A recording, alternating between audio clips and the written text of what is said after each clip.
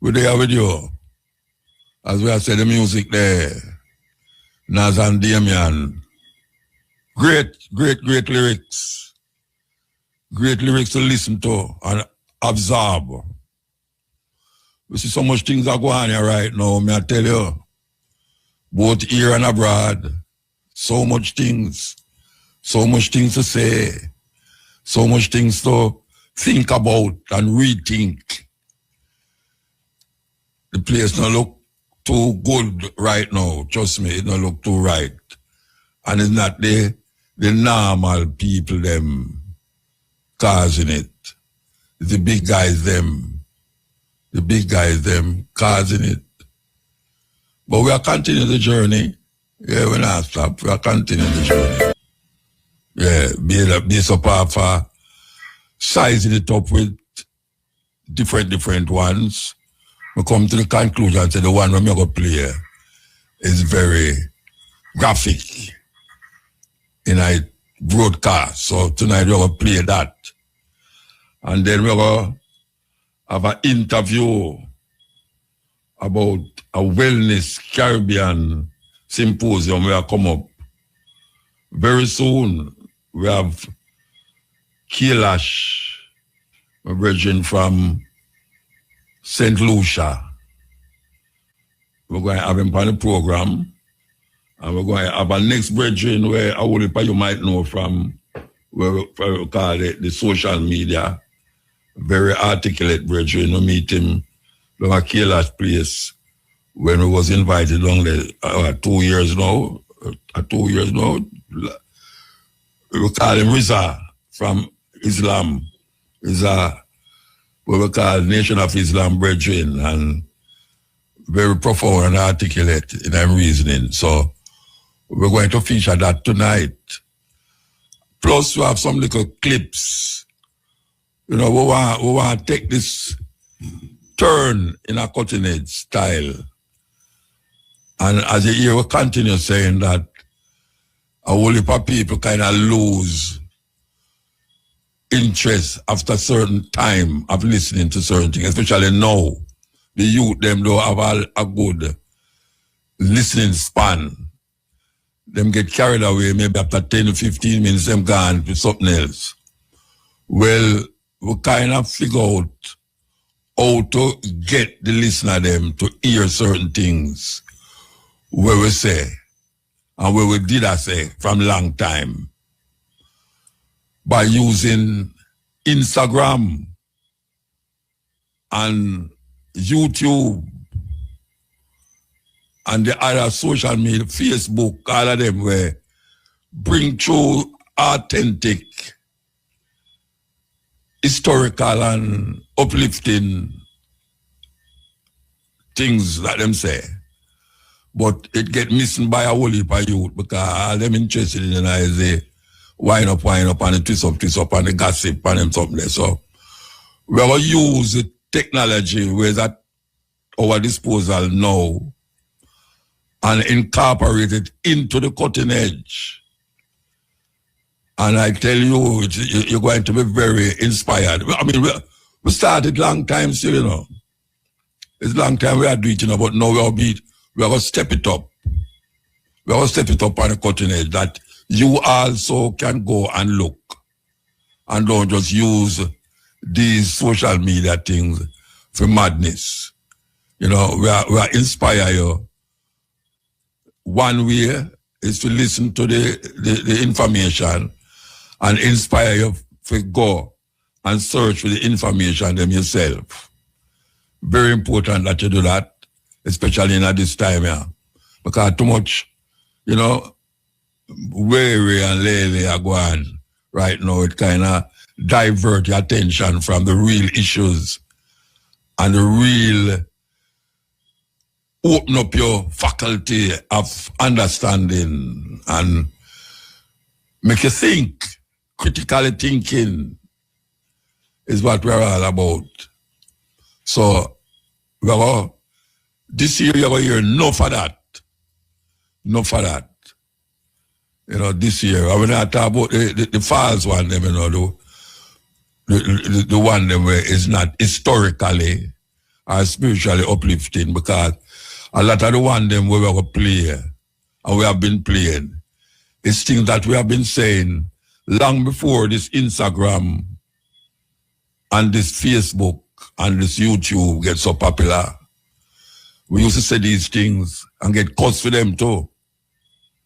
You know, we get cussed for it, some people tell me some things that people say about me, man, that me I say, you serious? Yes. People lose all their marriage because of the cutting edge. Parents run out and pick me out of the house because of cutting edge.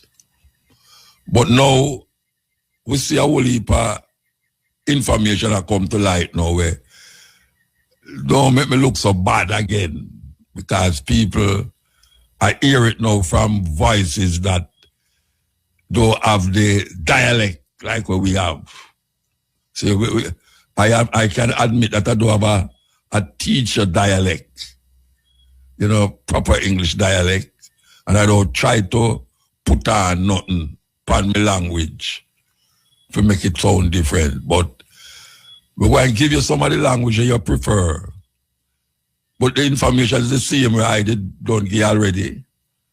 And then you have people who just start listening.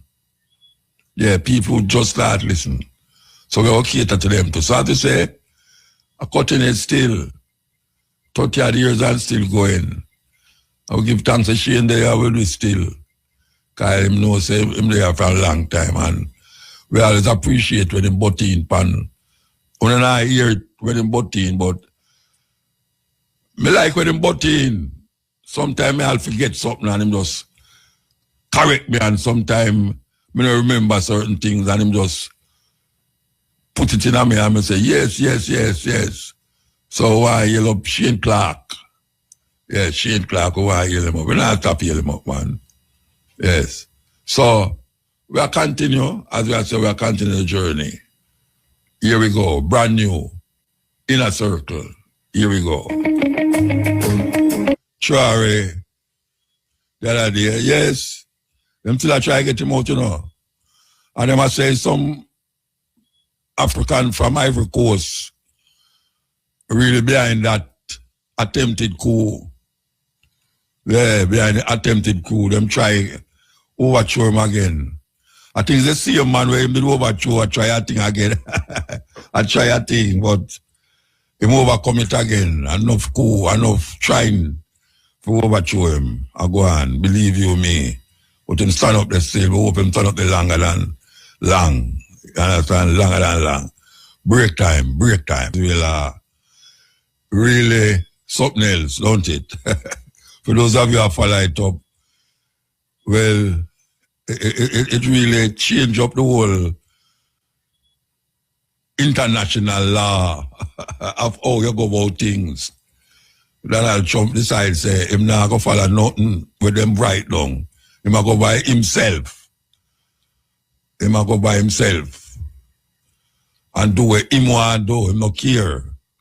Him not care about the Constitution of America, nor the Constitution of the UN, nor anyway. Anything him feel for him, I go do it. Him do ever consider, say, when do people do it already and it never turn out good. And we can make mention of Iraq. When Bush decides, say, him going to tell people, say, the man have weapons of mass destruction. And the whole world believe it. Them put it on TV. Them have Colin Powell, who is a Jamaican blood in him.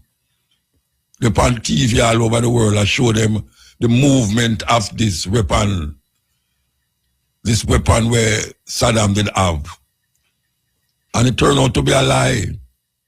It turned out to be not no go so. And millions of lives get lost because of what them did in the 90s there. Millions. Saddam Hussein get murdered, I'm going to say murdered. Just like Gaddafi or Obama murdered Gaddafi. Gaddafi was going to do a next thing to uplift and advance Africa. and Obama murder him. So this one, you know,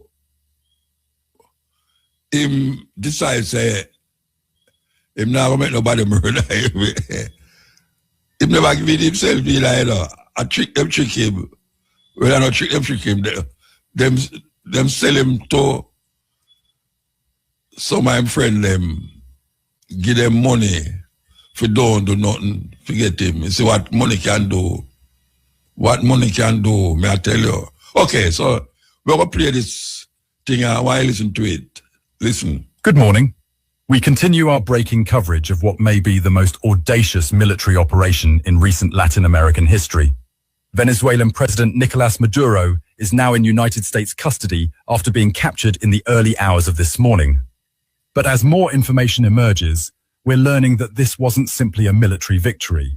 This was a catastrophic security failure that began with those closest to the Venezuelan leader, his own bodyguards. The question everyone is asking tonight is simple. How did the United States pull this off? How did American special forces penetrate one of the most paranoid security apparatuses in the Western Hemisphere? The answer, according to sources close to the operation, is as old as warfare itself: betrayal from within. Multiple intelligence sources are now confirming that members of Maduro's personal security detail, the men tasked with protecting his life, were the ones who handed him over to American forces. These weren't low-level guards or perimeter security. These were elite bodyguards handpicked for their loyalty, trained to take a bullet for the president. Yet in the end, they took American money instead. Let's start with what we know about the timeline of events. At approximately 1:45 a.m. Caracas time, Maduro was at a secure location in the capital. The exact address has not been disclosed, but sources indicate it was one of several safe houses used by the president to avoid assassination attempts. These locations change frequently, and only a handful of people know the president's whereabouts at any given time. At 2 a.m., the first explosions were heard across Caracas. These strikes, as we now know, were diversionary. While Venezuelan military forces scrambled to respond to attacks on Fort Tiuna and La Carlota airport, a much smaller operation was unfolding elsewhere. A team of Delta Force operators, transported by stealth helicopters, landed near Maduro's location. Here's where the story takes its most dramatic turn. According to sources familiar with the operation, these American commandos did not have to fight their way in. They walked in. The outer perimeter guards had been told to stand down. Security cameras had been disabled. Alarm systems had been deactivated. When the Delta Force team reached Maduro's personal quarters, they found only 2 bodyguards still at their posts, and these men immediately surrendered without firing a single shot. The entire extraction took less than 12 minutes from landing to takeoff. Maduro and his wife were aboard an American aircraft before Venezuelan military command even understood what was happening. By the time Defense Minister Vladimir Padrino Lopez realized the president was missing, the helicopters were already crossing into international airspace. So how did the United States flip Maduro's bodyguards? The answer lies in a sophisticated intelligence operation that began more than a year ago. American operatives working through the CIA and Defense Intelligence Agency had been systematically studying Maduro's security apparatus, looking for vulnerabilities. They found plenty. Maduro's bodyguards, despite their elite status, were facing the same economic hardships as ordinary Venezuelans. Their salaries, paid in worthless bolivars, couldn't buy basic necessities. Meanwhile, they watched as Maduro and his inner circle lived in luxury, flying to Cuba for medical care while Venezuelan hospitals lacked basic supplies. The resentment was deep and growing. American intelligence identified 3 bodyguards in particular who seemed susceptible to recruitment. The first was a senior member of the presidential security team, a man in his late 30s who had been with Maduro for over 6 years. He had a sick daughter who needed medical treatment unavailable in Venezuela. Despite his position, he couldn't get her the care she needed. The second was a younger guard, ambitious and frustrated by the lack of advancement opportunities in a system based entirely on political loyalty rather than merit. He had watched less competent officers promoted over him simply because of their family connections. The third was a veteran security official who had served under Hugo Chavez and had grown disillusioned with what he saw as Maduro's betrayal of Chavez's vision. He believed Maduro was a usurper who had destroyed Venezuela for personal gain. Making contact with these men required patience and extraordinary care. The approach came through intermediaries. In one case, a former colleague who had defected years earlier. In another, contact was made through a family member living abroad. The initial conversations were vague, testing the waters. Would the individual be willing to simply provide information? What about their concerns for Venezuela's future? Only gradually did the conversations turn to more concrete proposals. The Americans were offering life-changing sums of money. We're talking about packages worth between $10 and $20 million per person. But more importantly, they were offering something these men couldn't buy at any price: escape from Venezuela and a future for their families. The bodyguard with the sick daughter was promised immediate medical evacuation for his child to a hospital in the United States, with all expenses covered for life. The ambitious guard was offered American citizenship, a new identity, and financial security. The disillusioned Chavez loyalist was told he could live out his days in peace, knowing he had helped free Venezuela from tyranny. But money and promises weren't enough. These men needed proof that the United States was serious and capable of protecting them after the operation. So the Americans did something extraordinary. They extracted the families first. Over a period of several months, the wives and children of these three bodyguards were quietly moved out of Venezuela. Some left on commercial flights under false pretenses. Others were smuggled across the border into Colombia. By the time the operation began, these families were already safe in undisclosed locations. With their families secure and millions of dollars in escrow accounts waiting for them, the bodyguards agreed to cooperate. But the plan required more than just 3 men. A successful extraction would need coordination across multiple layers of security. So the 3 recruits were asked to identify other guards who might be sympathetic. The network grew carefully and slowly. By the time the operation was ready to execute, at least 8 members of Maduro's security detail were compromised. Some were active participants who would facilitate the American insertion. Others simply agreed to look the other way at critical moments. A few were told nothing but given instructions that would keep them away from their posts at the crucial time. The operation almost didn't happen. There were several false starts when Maduro changed his schedule or location unexpectedly. American forces were put on standby multiple times, only to stand down when conditions weren't right. The breakthrough came when one of the compromised bodyguards was assigned to overnight duty at the safe house where Maduro would be sleeping. This guard was able to provide real-time updates on the president's location and the disposition of security forces. He confirmed how many guards were present, where they were positioned, and most critically, which ones were part of the plan. When the Delta Force team received the final green light, they knew exactly what they were walking into. The actual operation was clinical in its execution. The outer security perimeter simply melted away as guards who had been paid off abandoned their posts or claimed they saw nothing. The Americans moved through the building, encountering no resistance. When they reached Maduro's quarters, the president was apparently asleep. He woke to find American special forces in his bedroom and his own bodyguards standing aside. There are conflicting reports about Maduro's reaction. Some sources say he immediately understood he had been betrayed and went quietly. Others claim he initially thought it was a training exercise or a test of his security team. One particularly dramatic account suggests he tried to appeal to his bodyguards' loyalty, reminding them of their oaths and the trust he had placed in them. If true, his words fell on deaf ears. These men had already made their choice. The extraction itself was textbook special operations work. Maduro and his wife were flex-cuffed, hooded, and carried to the waiting helicopters. The entire team was airborne within minutes. By the time the rest of Maduro's security apparatus realized something was wrong, it was far too late to respond. What's particularly striking about this operation is how thoroughly the Americans had penetrated Maduro's inner circle. These weren't peripheral figures or distant associates. These were men who stood next to the president every day, who knew his routines, his fears, his secrets. The fact that they could be turned speaks to the complete erosion of loyalty within the regime. It also reveals something important about the nature of authoritarian rule. Maduro's security didn't fail because of technological superiority or military overwhelming force. It failed because the system he built was fundamentally hollow.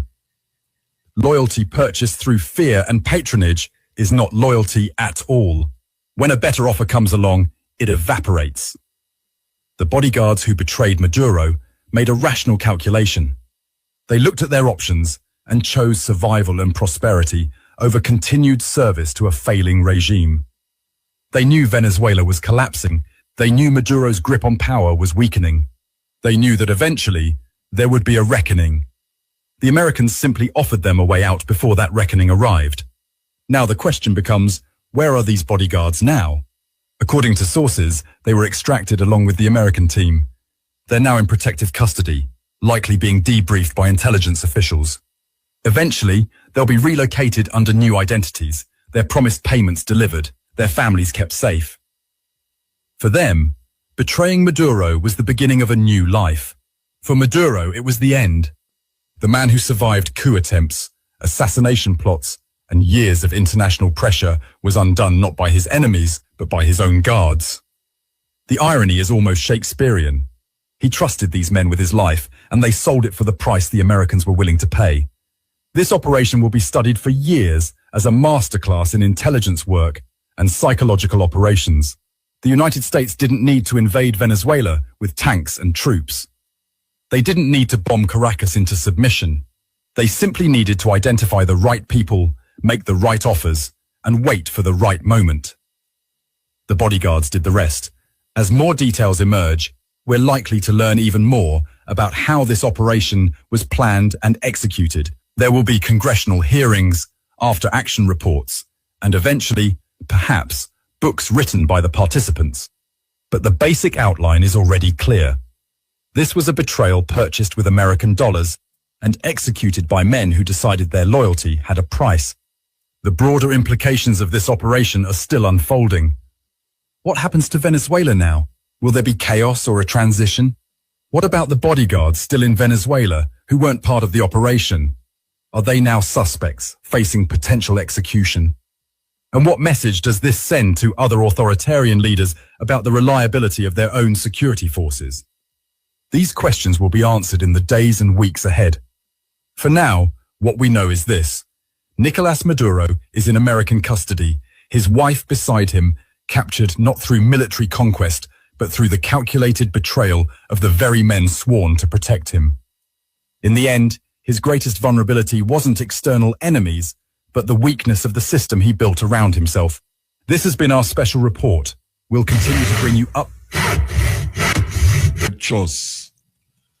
And you trust them, you know. You must have someone there who decides, if him get the right money, he will just sell you out. Yeah, man. May I tell you, I guess it's 40 Cuban get killed in that operation. It took 40 Cuban. Yes, I hear Trump said with him one mouth, 40. But it's a serious thing. We will really examine it, and it's not done. It's not done at all. Trust me. If you think that done, you make a sad mistake. It just start. All the alabaloo over it. You're going to hear more and more and more and more. Believe you me, them things that just happen so. Just happen so. Because when people, first of all, the people them who do the betrayal, and the people them who cause the betrayal, and the people them who have to go live out this betrayal now. Sure, may I tell you, man, it's going to be, you saw hear about it. All the year ago, and it just start. It just start. Long before we go hear it done. When I go ease up, you'll be hearing all movies are going to make about it too. Yeah, you got movies, on top of movies. I make the fall of Venezuela, Maduro. You understand? And I mean, when you watch Donald Trump, you know, man, I tell you, man, it's like him the on top of the world, you know. Him do something where a woolly part of president did I try though. And it's to topple the Venezuelan government for a long time. Remember we used to get cheap oil from them, Jamaica. Yeah, you used to get cheap oil from them and them did have to stop because whole heap of things start going terrible. You're all whole heap of robbery are going. Them say Jamaica still, they must say Jamaica is one of the most corrupt, well, not one half, the most corrupt country in the Caribbean. I don't know about that still, but and them say it and not me. And them say it. Anyway, we will switch the subject now. We have a symposium that come up and it's a very important thing because symposium helps refine and redefine certain things and make people open themselves and express themselves on a different level. We have a brethren who will meet in St. Lucia. As a matter of fact, one of the brethren who control the whole thing, he was in this place, right in that studio. His name Kailash. Kailash have a wonderful place in St. Lucia, like a retreat.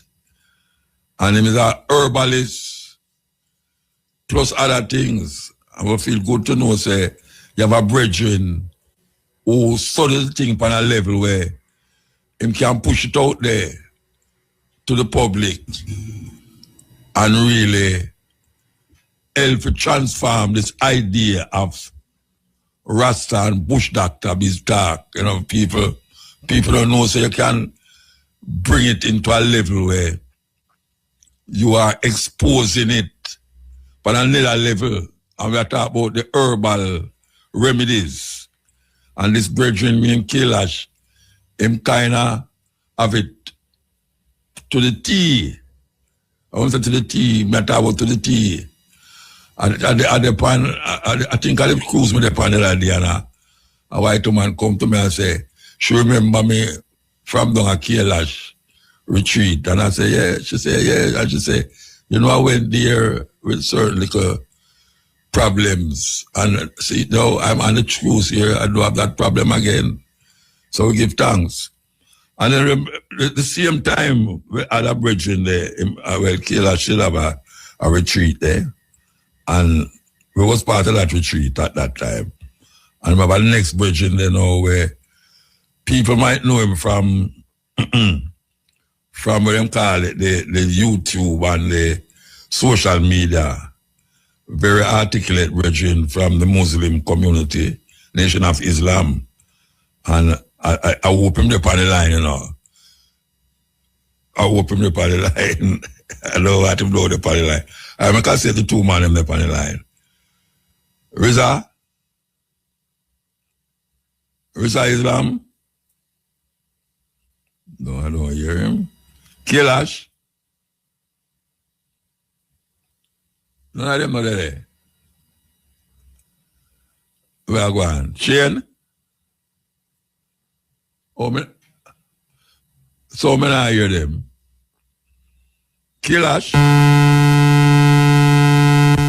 Where that? No, you're Kailash, I don't hear Riza. Riza? I don't know what I go on here, so no, we have to go examine that. We have to go examine it because I know the world I hear me, so I don't know if the world I hear them. We have to go figure it out. Kailash?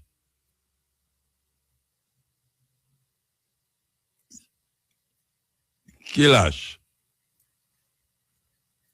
Nothing. Not even have feedback. I think one of the bridges them in California, you know. Riza Islam. I can't keep us a Riza Islam. And I get no. We have to go figure out where I go on. You take Jamaica from 11 a.m. to 7 p.m. There will be a symposium taking place up there. We call it the Wellness Caribbean 2026. Wellness Health Holistic Symposium. And you're all invited at the University of Technology. And you're going to have speakers, as we mentioned, the brethren who is the one who is, is the genesis of it. And the priest Kailash. And this brethren I will tell you about our Nation of Islam brethren, Riza Islam. And we have Camila Makdalal. Oh gosh, man. Camila Makdalal, I see you. And Dr. Holistic. Okay, so 4 people, all professional in them profession, very professional. And we still want to find out why is it that I'm not hearing none of the brethren them. Do you understand that? We need to hear them, you know. We need to hear them, man. How that possible now? How that possible? All right, we could continue something until we can hear them. We have a whole heap of time still. Okay, here we go. Johnny Clark.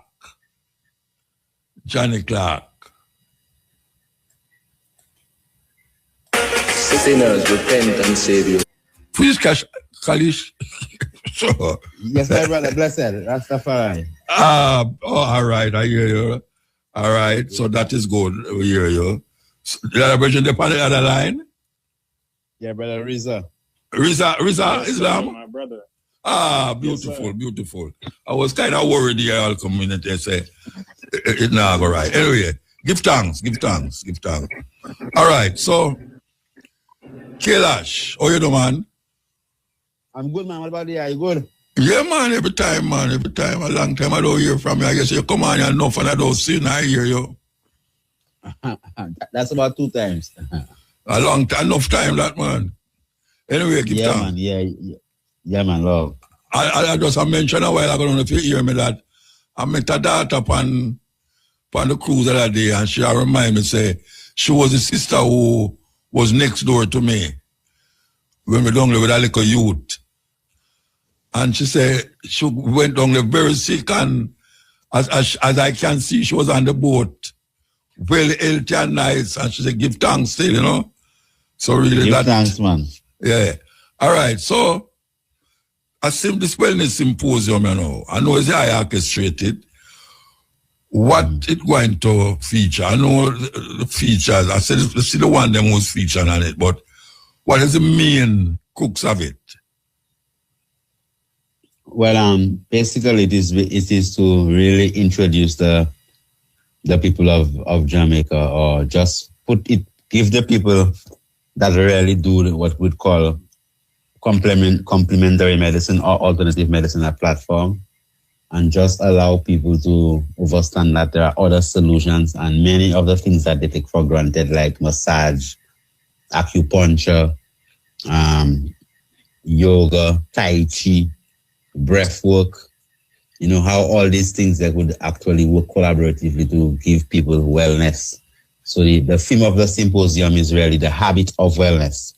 You know, just making all these things. There's something like, as Rastafari said, the levity, like wellness being something that you do every single day, then when you fall sick, you just go to a hospital. Okay. And all of these ones and the, as I see here, the 4 ones them is practitioners in these disciplines. Well, these are just the 4 core or keynote speakers, you know, so Myself, I will be doing the ABCs of healing. Dr. Bobby Price, who known as Dr. Holistic, will be doing toxicity because he is really a PhD in pharmacology. So he'll be talking about the different chemicals within the environment and exactly how these things they affect our health and why is it important to detoxify. Then Brother Rizal, that's with me right there. I mean, he'll be explaining exactly what he'll be speaking about on that day. And then we have Camilla McDonald of Camilla's Kitchen that'll be doing a food preparation demonstration. Okay. But then you have dentists, you have yoga experts, you have Tai Chi experts, you have all these different people also will be actually making presentations. Okay, that sounds good. Rosalie? Mm-hmm. Yeah. Rizla. Yes, sir, my brother. Rizla. All good, my brother. And them I mix me up low, with the name, Anyway. How you doing, man?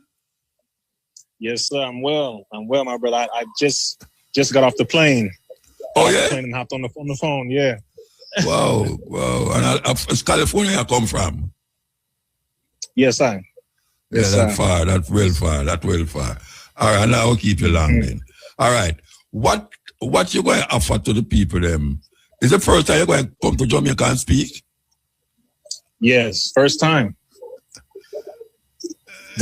First time on the island. Yeah, I was supposed to be there a few years ago, but we know it's in the Most High's time. So this will be my first time coming to the island, and I will be presenting on the attack on our health. So I'll be going over some of the things that different governments are utilizing to try to prevent the people from accessing greater levels of health and wellness. And I will also be presenting some of my products that I have that are solutions when it comes to us helping ourselves with our health. When you say you have, like what? We can't never see it non long. So when I did there at St. Lucia, you did have any down there? Well, no, in St. Lucia, you saying, no, do we have the products in St. Lucia? Yeah. You had any down there? Down there, I think we're gonna look at somewhere we can have them physically. But I know I'll be bringing a certain amount, just a small amount there with me. I was asking if when I was down there with you, if you had any of your products. Oh no, yeah. When you were there, no, I didn't have them actually. We were right at the point of, I believe we just finished putting everything together. So everything is sped up since then. So you actually will have your bottle. I'll have your bottle personally. I'll hand that to you. All right. What involved in your production? What? I know Kailash production, but what is it involved in yours? Yeah. So this one is 13 herbs in one bottle. This is a brain supplement, an overall health supplement that helps with the endocrine system, the immune system, digestive system, and different parts of the body. So the way we formulated this myself, along with our brother, the Right Honorable Priest Kailash, is to help people to not only detox, but to repair their cells throughout the entire body. That's the overall idea. And there are other things as well, but we came up with this formula to help the people with one capsule to give them overall health and wellness. And it has helped a lot of people so far. We actually have reached over 2,500 five-star reviews already. Okay. And it is taking the world by storm. It's helping tremendously a lot of people. Okay. So your brethren that came with you, him is here with you too, or you leave him? Eh? Say it again, Muta. You cut off. Sorry. Yeah, all right. I forgot to say, your brethren that was in St. Lucia with you, that you must talk in with you. Is he here with you? No, he's actually not going to be there with me this time. Okay. All right. So we want to remind the people this is going to take place January the 11th at UTEC. Everybody know where UTEC there? And it's from 11 a.m. to 7 p.m. And I tell you, you have to make sure say there. Because, I know three other ones in it as like Eve, Camila. She is one of my favorite, when I say go out and eat place. She is one of my favorite places to go and eat when I feel lazy. And when my wife say, "Sure, we can't bother with no home food at the night time. I could go somewhere." Fair place is really something else. And we feel good to know, say, I see her face on it. See her face on it. Trust me. Kailash. How is the place up there now? Yeah. Oh, what? Tell me where you add on the place up there, man. I feel Well, I mean, from the time that you were there, right after you left, I think our brother Jimmy Cliff came there and he spent about five strong there. He came for 3 weeks, but then he extended his stay and we had like a beautiful time. Yeah. So at the Mount Kailash Rejuvenation Center, we have, right now, the physical campus of our school, because we have the Mount Kailash Herbal School of Esoteric Knowledge. Yeah. So we are just finishing the physical campus. So at least there'll be a space for people to actually to come and study the art. Mm-hmm. Because what happened is that many of the disease conditions that our people are suffering from, people in general, going to medical school, you find that we did not really see that the system was basically what you call result oriented. That's why we say we come to revolutionize the healthcare system, meaning that changing things around. So the Mount Kailash, as you yourself, you've been there, is a place in the bush, it's in the hills, fully 100% off-grid, solar system, underground water, all the water in the tap is actually provided is underground natural. I can testify to that. Trust me. Man. Yes. Yeah. And the planting extend itself because a bridge, we have a personal little bridge in there where him amongst you, when him come along, I'm amongst me. Prasad. Yeah. Him say to come up the forward and do some work and then go and do some work. Him say it really a go and go, him do some work up there and all the part where him go on. You repeat how it go? Yeah, man, we, right now we expanded, we cultivated a further 3 acres, so now, I have a lot more, mostly 90% of all the herbs that we use is right there on the mountain. What we began doing now is also bring forward the herbs that you don't really find in the Caribbean, like the ashwagandha, that we started growing that, St. John's wort, we're growing that now. Red stem yarrow, which is basically a dewormer that, we knew of its benefits when it comes to removing parasites from the physical structure and also cytotoxicity, meaning that the components of that particular plant is known to actually kill off cancer cells.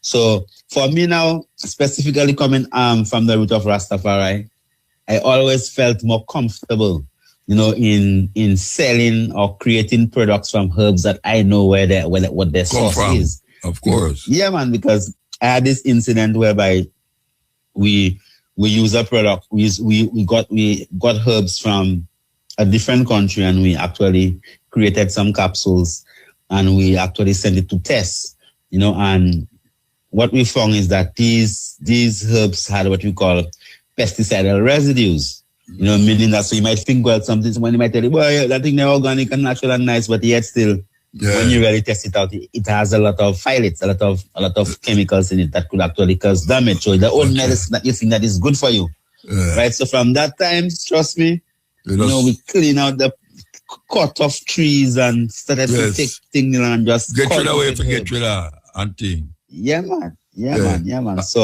the place now is beautiful. Yeah, all right. Hold on. I'm going to take a break and come forward. Go buy your... Rizza Islam and Kailash from St. Lucia. There's a symposium that is going to be held at the UTEC. Everybody know it as UTEC. I'm calling it the university now. January 11th, 2026. And it's an invitation for come and hear and feel and understand a clearer perspective. And when I talk about something we just a boil up and a chew in a pot and I talk about them a build roots and it's good for this. We are talking about professionally done. You you can go up on what them call a pharmacy and take it off of your shelf and know, say, it's, so you're the version I talk about, say, him go test certain things and find out, say, where him did have them wasn't where him did want, and him just have to get rid of that and start afresh. That is what we are talking about now. It's not a one where just, you go boil up this and boil up that and say, why this good for that? Hey, you don't know this some of them, man, yeah? You say anytime they must sell something, them say, why Muta, like I say, Muta, you know, this good for this, you know. You say, no, but me not have that, me have this. Him say, yeah, man, it's good for it too. And it's like it's a all-in-one thing, it's good for everything. And it start out, say, it's good for pain in your jaw.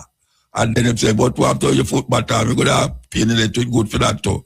But we are talking about something now where you can relate to and don't feel like, you know, it's when you say I buy. No, it's somewhere work.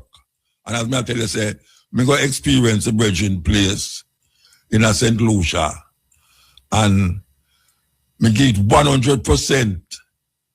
Yes, me validate it 100%. Believe you me.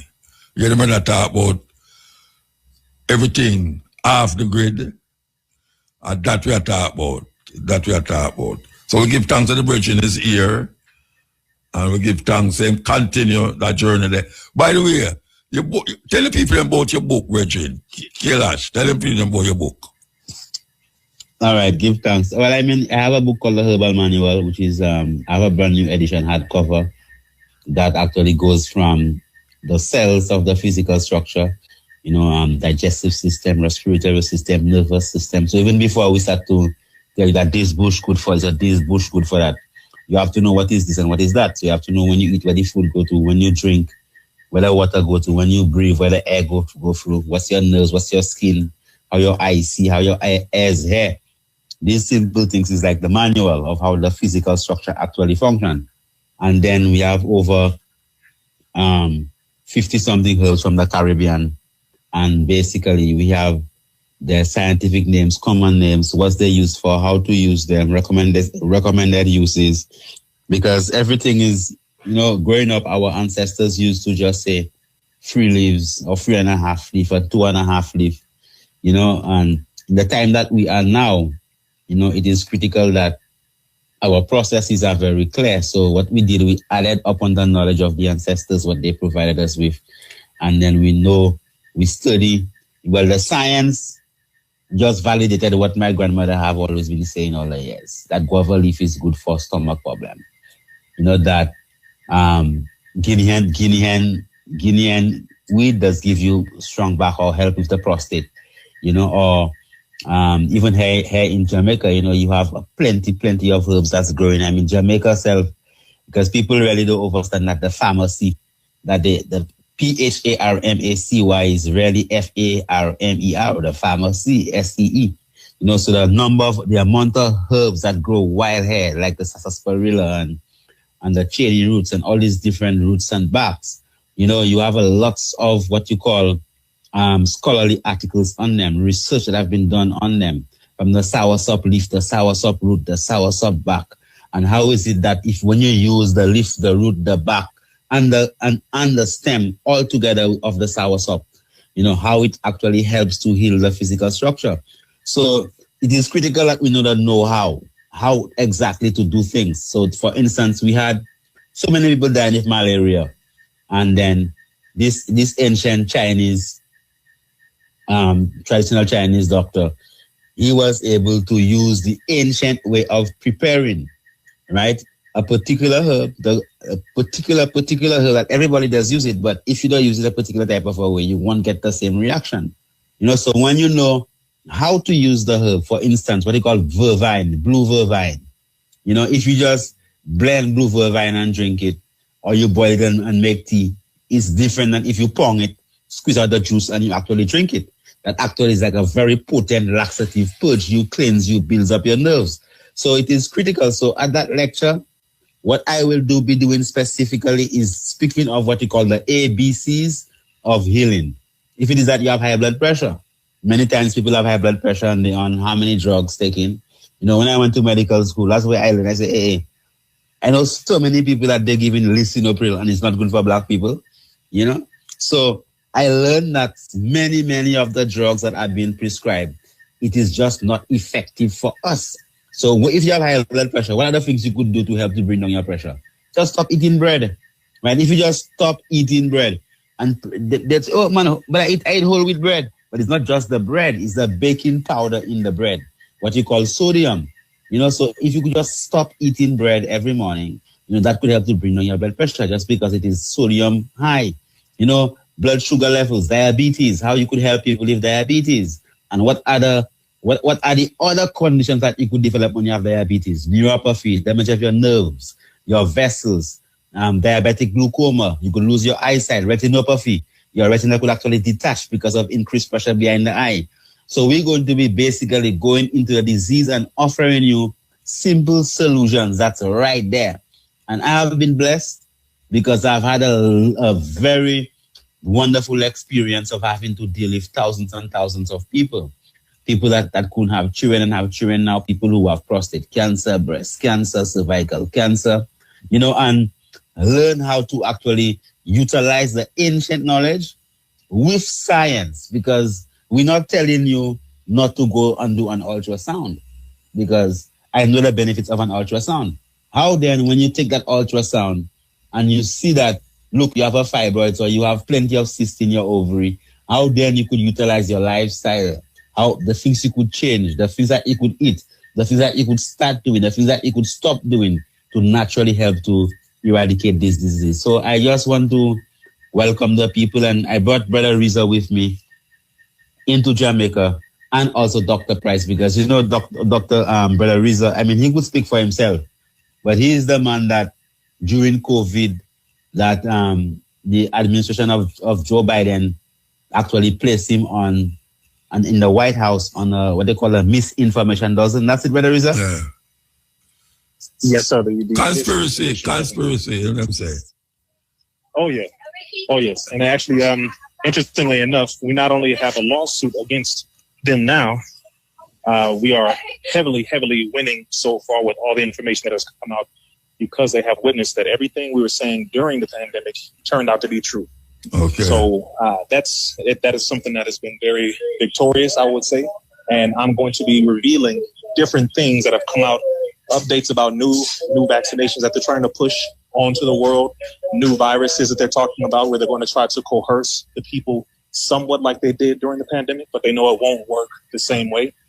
And then other things dealing with just certain things that have to be revealed that the people don't know. They have so many changes to their policies that affect people here in America as well as the Caribbean, that I don't want the people to get blindsided like they were 3, 4, or 5 years ago. So we're going to go over a lot of those things to not only inform them of what is to come, but also possible solutions that they can utilize to protect themselves just in case. Okay. Well, brethren, we're looking forward to it, and we'll give out the sound here now. We hope that it will help to really draw people up to UTEC. People, UTEC, the 11th of January. Be there. As I hear the brethren them, you know, it's not joke business we are dealing with right as now. Kilash, give thanks, brethren. Yes, my brother. Yes, Reza? From 11 to 7 p.m., man. 11 to 7 p.m. Yes. All right. We'll be there. Give thanks. Give thanks. Thanks, brother. Okay, here we go. Party music, you know, them are understanding music. Yes. You have to understand it. Not something you just listen to and jump up, because if you jump up too far, you're not going to hear what I say. And you make it because you want to hear what I say.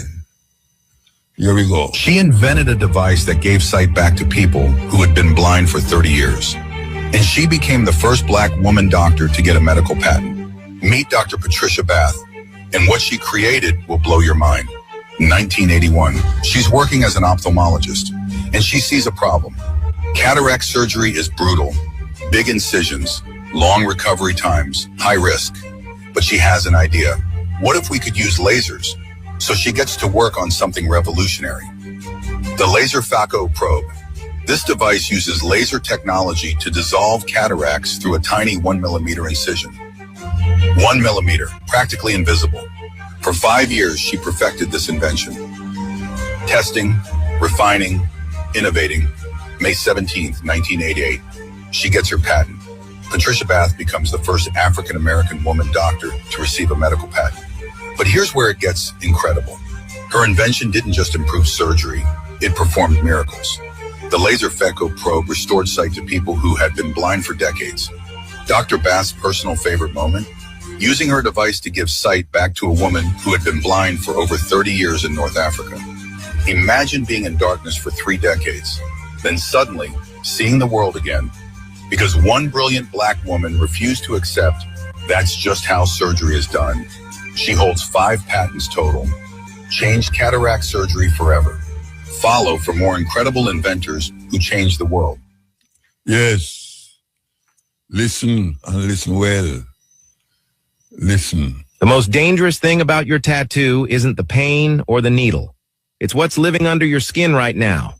That colorful ink covering your body. It's loaded with heavy metals like lead, arsenic, and mercury. And here's what tattoo shops don't tell you. Once it goes in, it doesn't stay put. Your body sees tattoo ink as a foreign invader and tries to fight it off. Some gets trapped in your skin, but the rest, it travels. Studies prove this ink migrates straight to your lymph nodes, your liver, and into your bloodstream. Because these pigments were never meant to be inside your body, they can trigger serious immune reactions, dangerous allergies, and in rare cases, even cancer-like growths.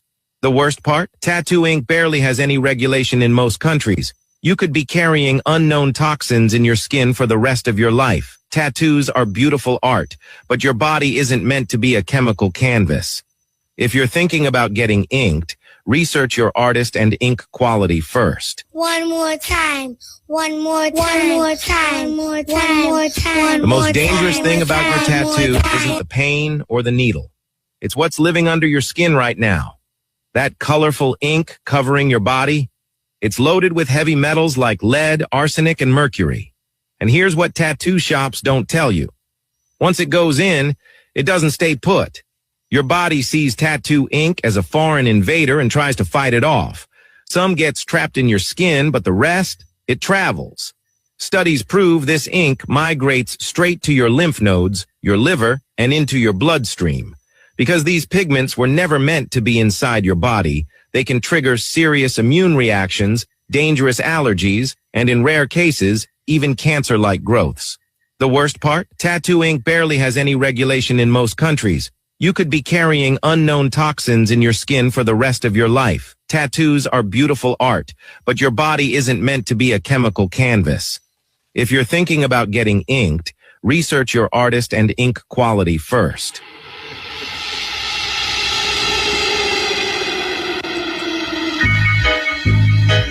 I tell you, me,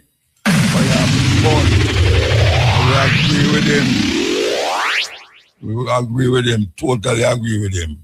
Where were they? Yes, over there. Here we go. No, yes, over there. All right, here we go. Africa was carved apart by foreign hands. It was a continent of kingdoms, trade routes, empires, and rich civilizations. But in the late 19th century, a storm was brewing in Europe, one that would forever alter Africa's destiny. This is the untold story of how an entire continent was stolen, not with bombs or battles, but with pens, lies, and a conference table. This is the Scramble for Africa, the Berlin Conference, a theft in silence.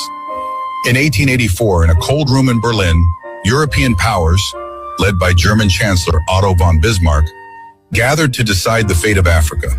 No African leaders were invited, no kings, no chiefs, no elders. 14 European nations and the United States drew borders like slicing a cake, claiming entire nations they didn't understand. Britain snatched East and Southern Africa. France grabbed the West. Belgium's King Leopold II seized the Congo. Not for Belgium, but for himself. He called it the Congo Free State, but it was anything but free. 10 million lives lost. Workers who failed rubber quotas had their hands cut off. One of history's forgotten genocides. African envoys wrote letters, pleaded, and sent messages for peace. But their words never made it past the European walls. Cultures, sovereignties, and histories reduced to zones of profit. By 1900, over 90% of Africa was under European rule. Entire civilizations were uprooted, languages outlawed, cultures demonized. But Africa did not kneel. From the mountains to the coasts, from the deserts to the forests, Africa resisted. In Ethiopia, Emperor Menelik II read their twisted treaties, trained his army, and crushed the Italians at the Battle of Adwa in 1896, a victory that stunned Europe. In West Africa, Samorai Touré built an empire through trade and tactics, resisting French invasion for 16 years. In Nigeria, Queen Amina had long defended Azao, and in 1900, Ya Asantewa, Queen Mother of the Ashanti, declared, "If the men will not fight, I will." Sheikh Zulu had already revolutionized warfare, his strategies inspiring resistance generations later. In Zimbabwe, the Shona and Ndebele fought. In Algeria, Abdelkader launched years of guerrilla war. And in Angola, Queen Nzinga outwitted the Portuguese with diplomacy and defiance. Resistance lived not just on the battlefield, but in poems, songs, stories, schools, and whispered traditions passed in secret. They tried to erase us, but we remembered. Divide and rule, the empire's silent weapon. When brute force wasn't enough, Europe used division. In Nigeria, the British propped up certain tribes over others. In Rwanda, Belgians created ID cards separating Tutsi from Hutu, artificial lines that later exploded in genocide. In Congo, children were taught to worship their oppressors.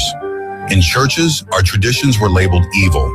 In schools, our names, heroes, and histories were erased. We were taught to speak foreign tongues, to serve foreign kings.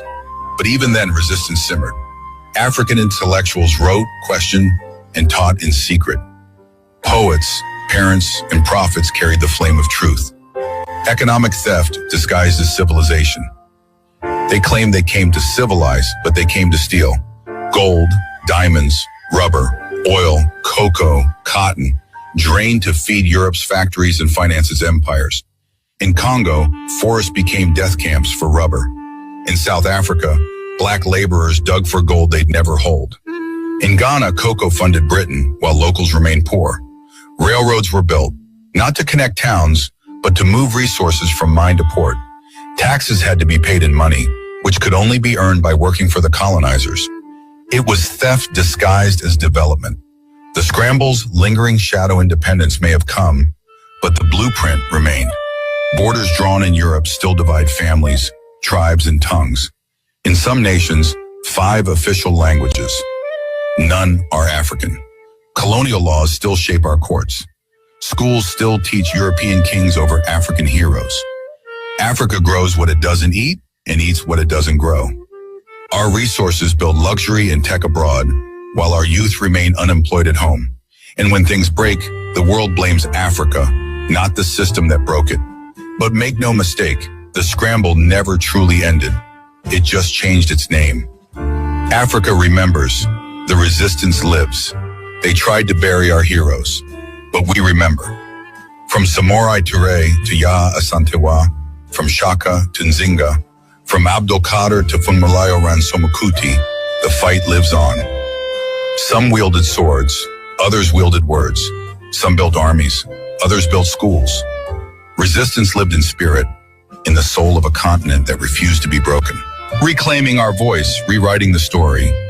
For centuries, others told Africa's story. They called us backward, primitive, tribes without history. But we were never lost. From Timbuktu to Great Zimbabwe, our history was written in stone, song, and stars. Today, African scholars, filmmakers, artists, and youth are reclaiming what was stolen.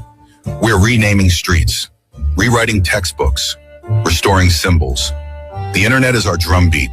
Diaspora voices echo across borders. We are not just reclaiming land, we are reclaiming identity. Because when you control the story, you control the future. We are more than victims. We are visionaries. We are the descendants of warriors and the keepers of memory. The scramble for Africa took our voice. This time we're taking it back. If this story opened your eyes, expanded your knowledge, or challenged your... Yes, we're there with you. Cutting edge. May I tell you? I saw you do it. You know, we're going to take a break, you know, because it's 12 o'clock. Take a break. Brothers and sisters, this is Chad. Yes. It was 3 man. No, it's 1 man and him band.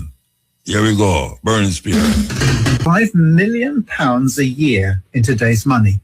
They purchased slaves from West Africa and subjected them to inhuman treatment, including having the word society branded on their chests with a hot iron to show that they were the property of the church. Previous Archbishop of Canterbury actually chaired the meetings approving the purchase of more slaves for the plantation.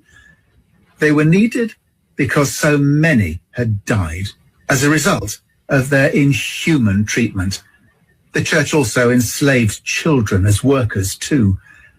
The wealth the church enjoys today and its ownership of vast parts of the land and real estate of England and its prestige is because of this shameful blood money from the past. The Catholic Church and many of the popes were no better, abusing the innocent and forcing them into slavery. People often trust religion, religious people, and the church. They shouldn't. It has little, if anything, to do with God or Jesus. It is a human system spawned, controlled, and dominated by men. It is responsible for atrocities throughout history, even up to our present day. You hear that? RFM, number 1. £5 million a year in today's money. They purchased slaves from West Africa and subjected them to inhuman treatment, including having the word society branded on their chests with a hot iron to show that they were the property of the church. Previous Archbishop of Canterbury actually chaired the meetings approving the purchase of more slaves for the plantation. They were needed because so many had died as a result of their inhuman treatment. The church also enslaved children as workers too. The wealth the church enjoys today and its ownership of vast parts of the land and real estate of England and its prestige is because of this shameful blood money from the past. The Catholic Church and many of the popes were no better, abusing the innocent and forcing them into slavery. People often trust religion, religious people, and the church. They shouldn't. It has little, if anything, to do with God or Jesus. It is a human system spawned, controlled, and dominated by men. It is responsible for atrocities throughout history, even up to our present day. RFM, number 1 reggae station in the whole wide world. Radio. This is the Cutting Edge on RFM. Take a break. With you, why should African leaders care? Why should Trump care about Africa? He shouldn't care about Africa to the same extent that the African leaders really shouldn't care about the relationship either. If the relationship can be worked out, that's wonderful. But if President Trump is saying, I have a mandate from my own people to take care of my people, and I'm doing what I need to do to take care of my people, African leaders need to take that same position. You see, it takes two to tango.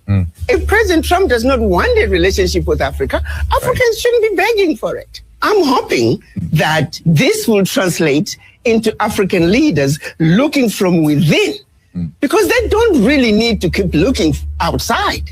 They have what it takes. It's a wake-up call, just like what happened during COVID.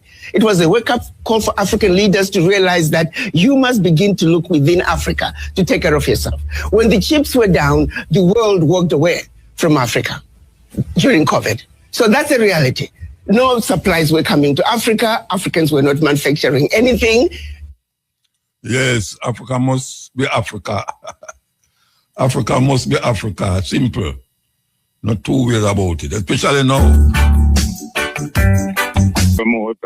Blessed man. How you doing, man?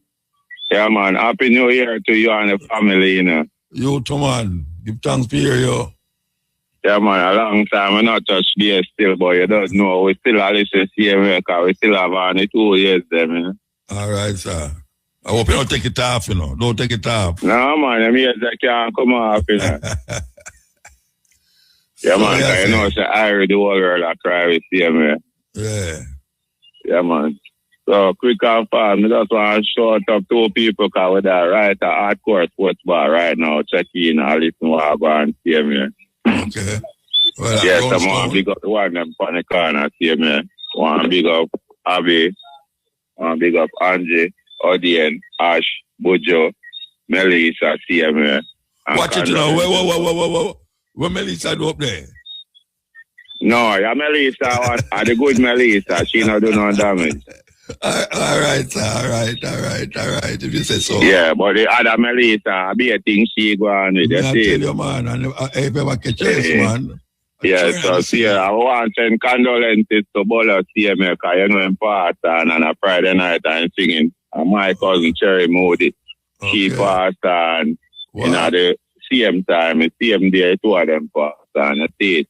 Eh, what cause that? How come the 12? Yeah, man, up in Orange, where them like, from? one of them is a mile short, the other one did a build a grave down there, Raymond. He did a build a grave down at the cemetery there.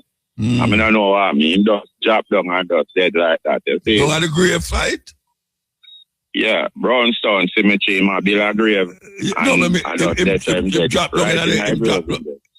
down in the grave site? Yeah, and dead. What? So Friday night, a film can go light here, man. And Bolo film singing on Friday night. Okay. Cherry does pass, so not 2 set of film yet here, man. I know people are passing. I got you it here, man. So we just send the condolences to the family, them and the friends, them here, man. We agree here, man. Yeah, man. Give thanks, Bridget. Give thanks. Yeah, man. And behalf of Run Road Boss, Froggy and RFM team, because you know, RFM play a great role in everybody's life. Yes. All right. Yeah, man. And big up to Miss Jackie and the youth, them CMA. I don't know, I think already. Yeah, and big up Jeffrey James in the up in the hills that listen to CMA. All right, sir. Yeah, man. So respect again, honors and manners every time in general. Every time. What can I do? You know, we have 2 little topics to deal with that, so because I hear the government talk about crime gone down, gun crime, murder rate gone down, and them, I think them count must say, how them reach 700 odd at the end of the year. Now, 2 weeks ago, me that talk about the police killings. And I hear somebody I mention what me did I say? Let me not mention it. And the thing, the problem we have with it, you know, is that the people them so it look like, I don't know, it look like them put glue in them eye and glue in them mind. It look like them glue up them mind like Patex or, you know, like them glue up them mind because watch out now. I don't know if I check the thing wrong or what. All right, them say them have 700 murder for the year. I could say 700 them say. That means it gone down, you know. According to them, it gone down. Because it was 1,000 odd, so things are get better. Things are get better. But you know, me hear say the police killed 300 people. I mean, not say youth them kill, young people them kill, 300. Now, who is going to find out how much of those youth was murdered by the police and add them to the 700? And that me I try to find out. Me still I try to figure it out. How much out of that 300 that was killed last year by the police is murder? How much of them? Are we going to find out? You know, so we'll never find out. We will never find out. how much out of that 300 was extrajudicial killing. Never find out. So them going to tell you now, say, and put smoke over your eye, and then put on I don't know what they put on over your eye, and we must believe nothing where we hear 700 murders. Yet still, police kill more people last year than the year before, You can have a country where police have killed 300 people after. 300. That is like, and we're not going to know. That is the hurtful part, you know.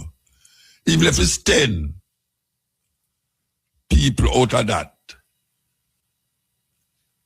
you know, we're not going to know.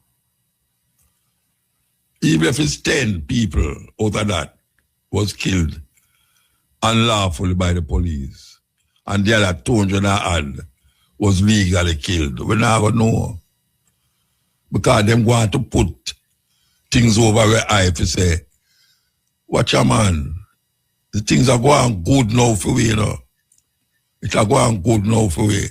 And who don't feel good for no say, murder gone down. Who don't feel good? Everybody's supposed to feel good. But me that we have feel good over there, so we can't feel good over here, so because over here so directly connected to over there, so we are talking about killing, and we are talking about shooting, and we are talking about murder. And it bother me personally, it bother me. It bother me because as youth them, as some youth, and the youth them are going wicked out there. The youth them are going wicked out there. But you can't tell me, say, 300 odd people police kill, and all of them youth there did a fire after the policeman them. So what to the man them where the one with the gun where the police them kill over Mountain View area there, so. And them find out say them put the gun, plant the gun. Them count that in a day murder. Them count that in the 700 odd. Or them count it in the 300 where the police kill. And nobody check it no further. A woman called me 3 weeks ago and said, Muta, them kill my baby father. In the same room where she dead, them kill the baby father. Now, no matter what a man they do, police are supposed to go in his house and murder him, Rasta. No go so it, no word away there. But in a Jamaica it word away there. I mean, I say it's only in a Jamaica it happen. But it make you feel aware. It make you feel aware. 300 odd people get murdered. Me will keep saying it that way there. Until them can tell me, say, them work it out, in the come work it out, and find out, say, out of that 300 there, 290 was not murder. Yeah, they have to make me know that, say, 290 out of them was not murder. But you can't tell me, say, 300 youth get shot by police and get dead. But not to mention today the 7th. Today the 7th. Orthodox church them Christmas. Today the 7th. You know how much police killing start you know how much police killing start off the year. Then I saw it will go on, Rasta. So soon you will hear police killing gone past the bad man, them will murder people. Yeah, you so hear that. You so hear say, this year, the police murders gone down to 100. But the police killing has gone up to 500. What a calamity. What a calamity. We take the break and come forward. As I say, we'll take some phone call. Meanwhile, we play this. Why do people never really have for them station, you know? It's and this one play.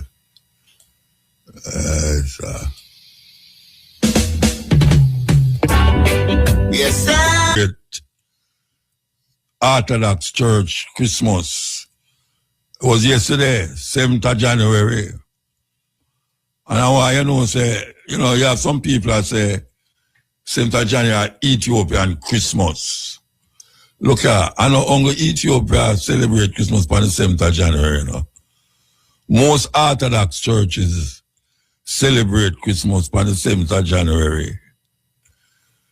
You know, that's what I try to tell you. So people, through Ethiopia celebrate Christmas on the 7th of January now. He play a talk about a Rasta Christmas. Rasta no Christmas. On the 23rd of July, Haile Selassie born. 1892. At that time, Haile Selassie born. So, man can go and say what he must say, but the reality is that Haile Selassie never born on the 7th of January. We must wake up and stop going like say we want maintain the same thing them will come bring in a slavery and bondage. That way I say. Because when people continue to talk, we hear some people that talk about Rasmus. I want the hell, I want to get them foolishness from. I like when the government talk about what them call it, independence, whatever they call it. Now you hear somebody that talk about Rasmus. What the hell you talking about? Which Rasmus? Rasmus is the 23rd of July, 1892. Haile Selassie born. And we don't need a fair try to twist it round and I bring it round and I carry it round like we want. Change it up and make it more validated when we say that. Rasmus. What we are trying to do? What we're trying to do? Saying Haile Selassie can't stand by itself. You have to validate it with some madness. Rasmus. Why you want to create a Rasmus around something that is not? Because the man with them called Jesus Christ, he never born on the 25th of December, nor the 7th of January. We have to know that. He never born on the 25th of December, and the whole world know, you know. But because we are doing so much time, you know, them say, you keep a peace in a light, become true. It become true to the people them who not think. It come true to the people them who not think. So every year at a certain time in the year, them make we do certain things that we never usually do. And most of the creation of those things was created by the same people them who bandage we up, chain we up, and bring we across us. So most of them. As a matter of fact, most of the holiday them where we celebrate, it's not of our own historical references or cultural practices. It have something to do with nothing. And it keep subjugated in our mentality that devour our spirit, devour our consciousness, and hold it and strangle it. That if we try to come out right in the same one them, hold it long and say, what you talk about? This and that. You have whole heap of Orthodox churches all over the world. Armenian, Russian Orthodox, Ethiopian Orthodox, whole heap of them. And you have other people who celebrate Christmas, not even the 7th of January neither. You have countries who celebrate Christmas for other days. So you can't see the craziness of it. You can't see the craziness. Whole heap of country celebrate Christmas and it's not the 25th of December. How can one man ban so much different days? And how much the world can't get it right? You can't get the day, the birthday, I listen that's the birthday wrong. Can't get it wrong on one day. And I call up on my brother them to stop make the madness continue. Rasmus, what the hell you talking about? Rasmus. Ras is a title. Ras is a title. That is how you see things get thwarted and misused and confused in history. Because you have some people come and say it certain way, and through them keep repeating it, it become like the thing was supposed to happen. And you can't see that in the Bible too. And how people, church people, regurgitate what them read in the Bible and make it become them own, and then keep repeating it. And people grow up big and repeat it. And them can't take nothing else outside of where them are repeat. Because when you come and show them the right thing, them say madness, where you get that foolishness from? Where you get that foolishness from? So what else I said? The 7th of January is an Orthodox Christmas, celebrated by Orthodox churches. That's what the 7th of January is.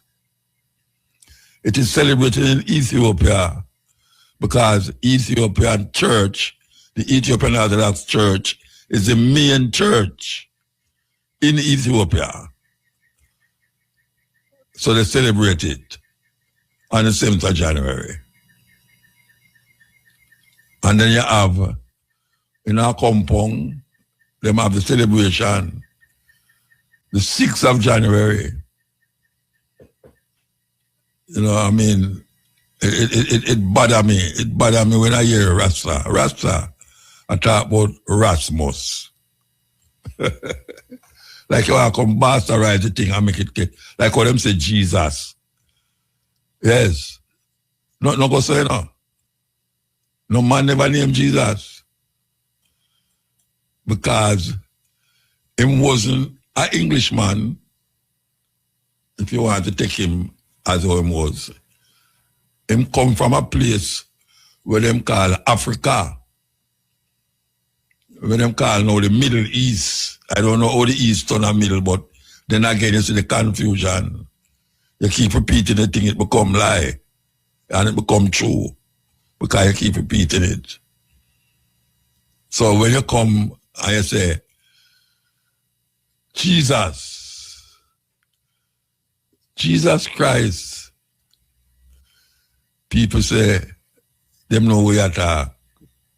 Is a man who lived 2,000 years ago. But who know? Who know? Them know. But them keep in the dark continuously. Talk certain way on this program, yeah. There are some people, it's almost like them a masochist, you know. Them love the beating. And them keep coming back for more of the beating. Why hit up all of the people them who listen to this program, yeah, every Wednesday and can't take it. Yeah, why you know, can't take it. And every Wednesday them can't miss it. Can't believe that, man. Them can't miss it, you know, but them love the program. Them hate the program. But guess what? Anywhere them go, them have to run, go home. But listen, we're healing up. Give thanks. Thank you very much. Okay, so now that we get that off our chest, we are going to play. As I say, we have to take the phone call them. But you know, we stay if we don't get no phone call or nothing. We still go through. Here we go. Here we go.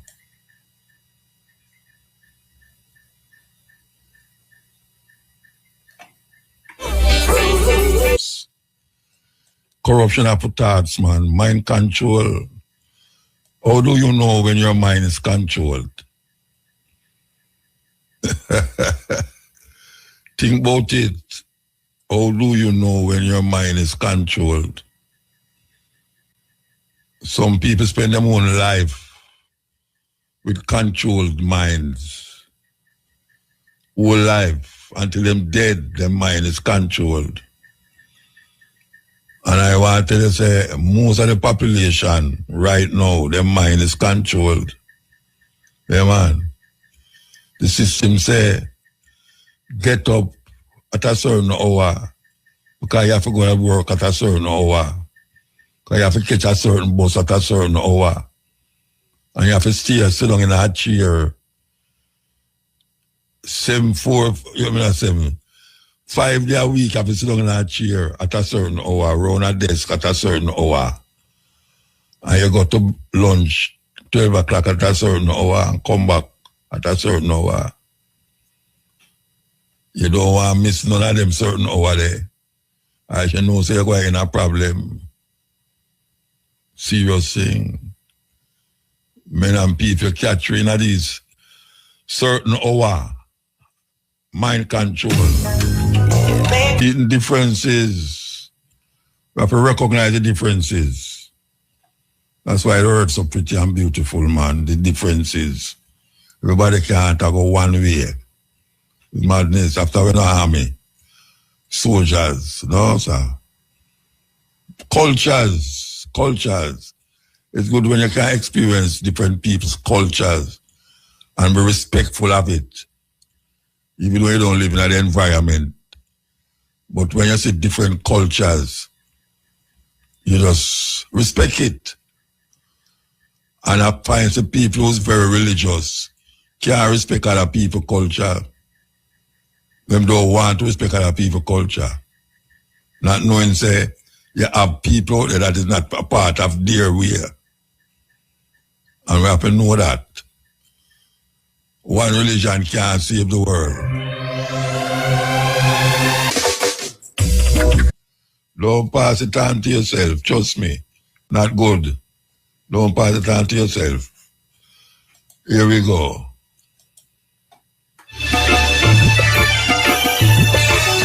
Salute. It now keep that area. I can't believe that, man. 40 years. And it put off. I don't know how to put off till because I tell you, it's a thing. It's a thing, trust me. It's really a thing.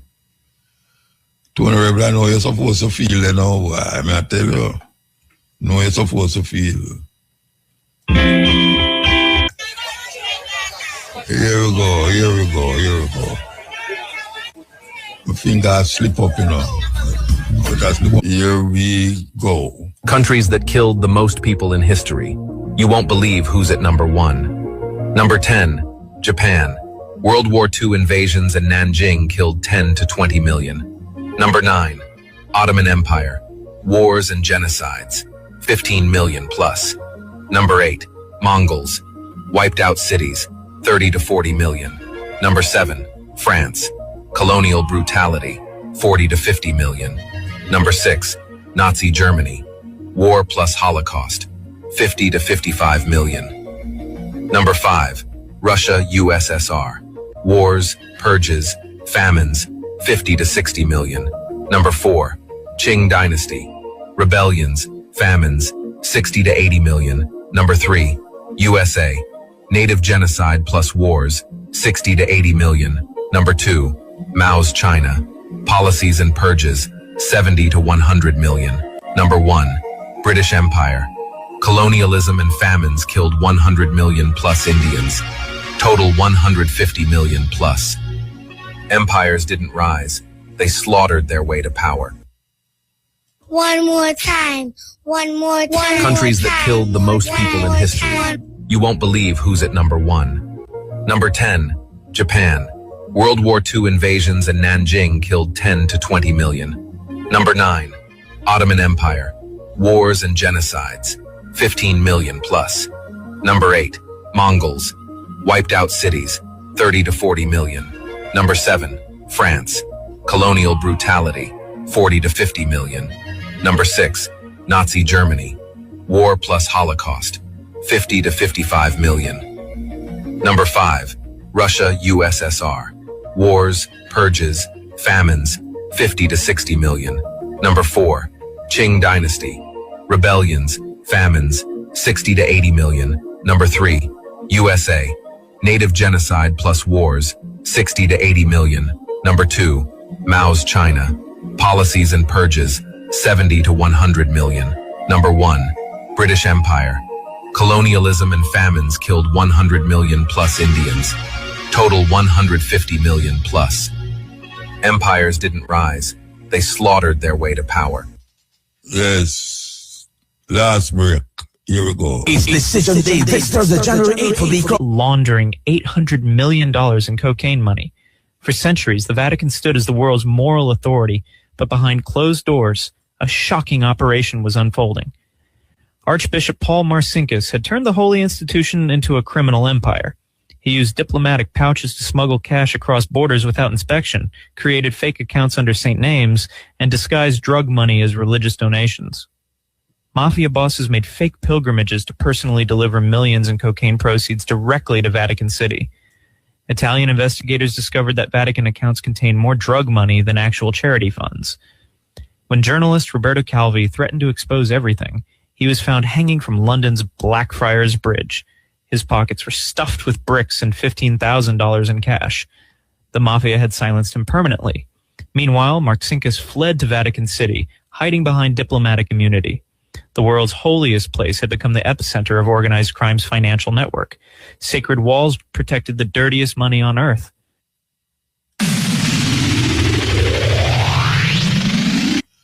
So you're asking now. We'll come forward, little more from this, 2 o'clock, with the stepping razor, the art of war. And we're there till 5:45, what them call it, PM. Had people where the police them kill. If it was gunman, them will look after kill them. Yes. I find it very hard to believe, unfortunately, that the 300 and odd people the police kill is criminals. I don't believe it. I don't believe it. I refuse to believe it. And I'm going to keep saying it. I'm going to keep saying it because it don't sound too proper at all. It don't sound proper. Anyway, we're going to see where going to happen with it. If over them check it, when them call it Indicom, we're going to see where Indicom are going to do. So, with it. Yes, first program for the year.